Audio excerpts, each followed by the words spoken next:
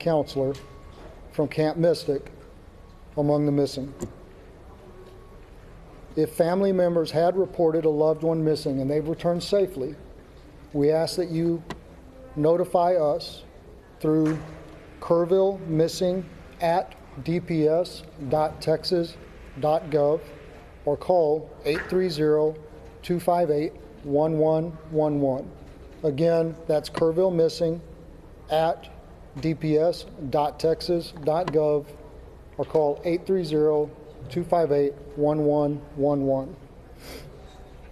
Additionally, the state of Texas, FEMA, the Small Business Administration have opened a disaster recovery center here in Kerrville for those who have been affected by the storms. It's currently open at the First Baptist Church here in Kerrville at 625 Washington Street. It'll be open from 8 a.m. to 7 p.m. every day.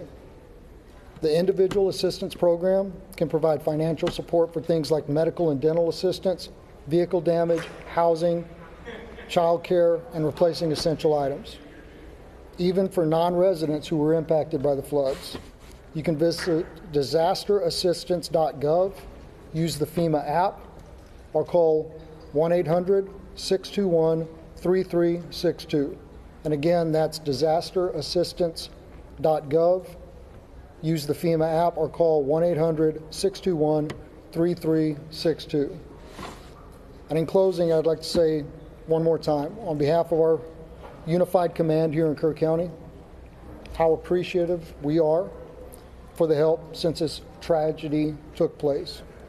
People from all over Texas, all over the country, continue to show their support in so many ways, and we are thankful. And with that, I'll take a few questions. Yes, sir. Yes, sir. Morgan Chesky, NBC News. Did the inability of police radios to communicate directly with county radios hamper rescue or recovery efforts as those waters rose? I don't have any information to that point. Yes, sir. Jason Allen, CBS News.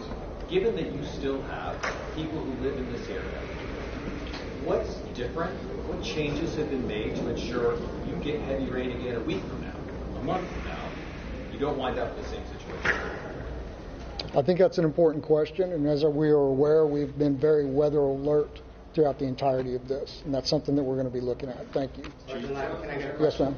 Anth Johnson, News 4, San Antonio. What can you tell us about the current search area, how large it is, how much of it has been searched, and how exactly does the grid system work for something like this? So the last part of your question again, please. How does the grid system work for a disaster like this? Okay, so the grid system, I'm not a search and rescue recovery expert, so I don't want to speak out of turn, but it is a methodical search which ensures that every area in an area to be searched is covered and searched and that no stone is left unturned. Unfortunately, I don't have a exact number of how many miles of river that we've searched or how many people who have been out there. I just don't have that information for you, but I'm happy to follow up. Sir, last question. This will be last question. Yes. Are there messages that we as a collective media are not getting out there? For example, are you hindrance in searches? What can we tell people who want to come up with big equipment to help search or remove debris? Hasn't that been a problem? I don't want to say it's been a problem because we're so grateful for the amount of people who want to come to this community to help. And we've had people from all over the state and all over the country volunteer their services and say, I have a front end loader, I have a boat, I have this. Groups and individuals, but it's important that we have certified professional search teams out there right now. We have compiled a database of volunteers who have made themselves available, and if and when that time comes that we are able to call upon them, we will be calling upon them. In the short term, I believe that all of our basic needs are being met, both through the federal and state response and the support that we've been getting, as well as this community rising up in a really unprecedented way to show their support for all of us here. Thank you very much.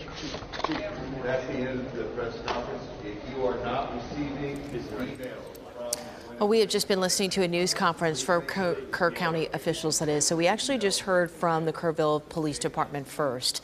And what we heard there is that there are so far 96 confirmed dead victims as of 8 a.m. this morning. That's going to be 60 adults and 36 children.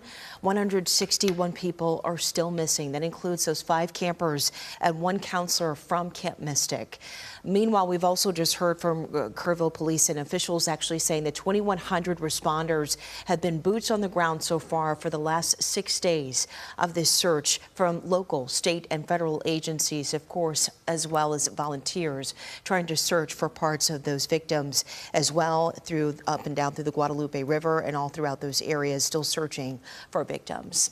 Again, we're supposed to be expecting another press conference later on this afternoon at 5 p.m. And of course, we'll bring that to you on CBS News Texas and CBSNewsTexas.com. We'll have much more coming up later, but in the meantime, we'll wait for the CBS News Texas news at 11. We'll take you back to The Price is Right for now.